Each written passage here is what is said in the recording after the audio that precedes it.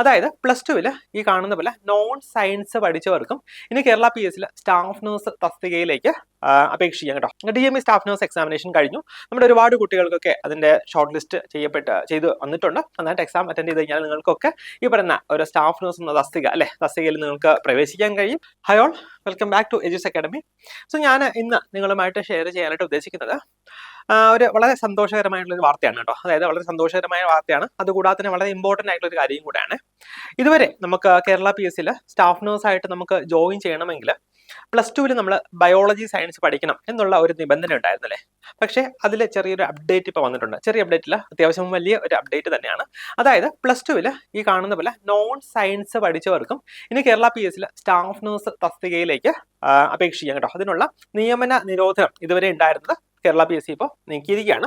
നോക്കി നമ്മൾ ഈ ഒരു വാർത്തയിൽ ഈ കാണുന്ന പോലെ നോക്കിയാൽ +2 സയൻസ് പഠിക്കാത്തവർക്കും ഇനി ഗവൺമെന്റ് ജനറൽ നഴ്സ് ആകാം കേട്ടോ. യൂഷ്വലി ഇതുവരെ കഴിഞ്ഞ DME എക്സാമിനേഷൻ വരെയും ഇപ്പോൾ +2 സയൻസ് +2 ലൈക്ക് നമ്മുടെ സയൻസ് പഠിച്ചവർക്ക് മാത്രമായിരുന്നു അപ്ലൈ ചെയ്യാനായിട്ടുള്ള എലിജിബിലിറ്റി ഉണ്ടായിരുന്നത്. പക്ഷേ ആ ഒരു ക്രൈറ്റീരിയയിലാണ് ഇപ്പോൾ ചെറിയൊരു മാറ്റം വരുത്തിയിരിക്കുന്നത്.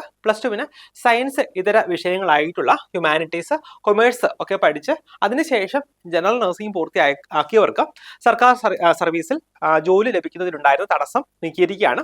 അപ്പം ഇനി അതുകൊണ്ട് ഉള്ള ഗുണം എന്താണ്? നോൺ സയൻസ് +2 നോൺ സയൻസ് പഠിച്ചവർക്കും ഇനി നമ്മുടെ കേരള PSC സ്റ്റാഫ് നഴ്സ് തസ്തികയിലേക്ക് നിങ്ങൾക്ക് അപ്ലൈ ചെയ്യാം. അപ്ലൈ ചെയ്താൽ മാത്രം പോരാ, നന്നായിട്ട് നിങ്ങൾ പ്രിപ്പയർ ചെയ്യുകയാണെങ്കിൽ നിങ്ങൾക്ക് ഉറപ്പായിട്ട് ഈ ഒരു സ്വപ്ന ജോലി നിങ്ങൾക്ക് കരസ്ഥമാക്കുവാൻ കഴിയും കേട്ടോ. അപ്പോൾ ഇനി അടുത്ത് ഞാൻ പറയാനായിട്ട് ഉദ്ദേശിക്കുന്നത് നമ്മുടെ എക്സാമിനെ കുറിച്ചുള്ള ഒരു അപ്ഡേറ്റ് ആണ്.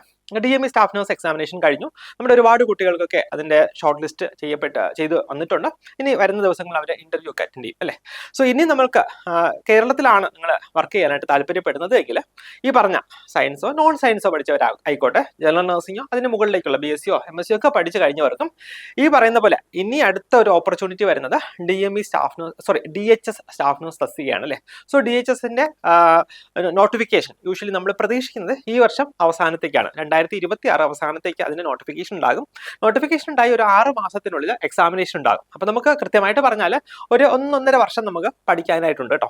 ഇത് ശരിക്കും പറഞ്ഞാൽ നന്നായിട്ട് വിനിയോഗിക്കാൻ ഉള്ളവർക്കാണെങ്കിൽ ഇത് വളരെ നല്ല ഒരു കാലഘട്ടമാണ്. ഈ 1.5 വർഷം കൊണ്ട് നമുക്ക് വളരെ സ്ട്രഗിൾ ഒന്നും ചെയ്യാതെ വളരെ നന്നായിട്ട് തന്നെ നമുക്ക് സിസ്റ്റമാറ്റിക് ആയിട്ട് നമുക്ക് സിലബസ് കംപ്ലീറ്റ് ചെയ്യാനും പല പ്രാവശ്യം അതൊക്കെ റിവൈസ് ചെയ്തിട്ട് നമുക്ക് എക്സാം നന്നായിട്ട് അറ്റൻഡ് ചെയ്യാൻ കഴിയും. നന്നായിട്ട് എക്സാം അറ്റൻഡ് ചെയ്ത് കഴിഞ്ഞാൽ നിങ്ങൾക്കൊക്കെ ഈ പറയുന്ന ഒരു സ്റ്റാഫ് നഴ്സ് എന്ന തസ്തികയിൽ നിങ്ങൾക്ക് പ്രവേശിക്കാൻ കഴിയും. ഏകദേശം 50,000 രൂപ സാലറി ലഭിക്കുന്ന ഒരു പോസ്റ്റിലേക്ക് നിങ്ങൾക്ക് ജോയിൻ ചെയ്യാനായിട്ട് കഴിയും കേട്ടോ. അപ്പോൾ ഇതിൻ്റെയൊക്കെ കോഴ്സ് നമ്മുടെ എജുസ് അക്കാഡമിയിൽ അവൈലബിൾ ആണ്.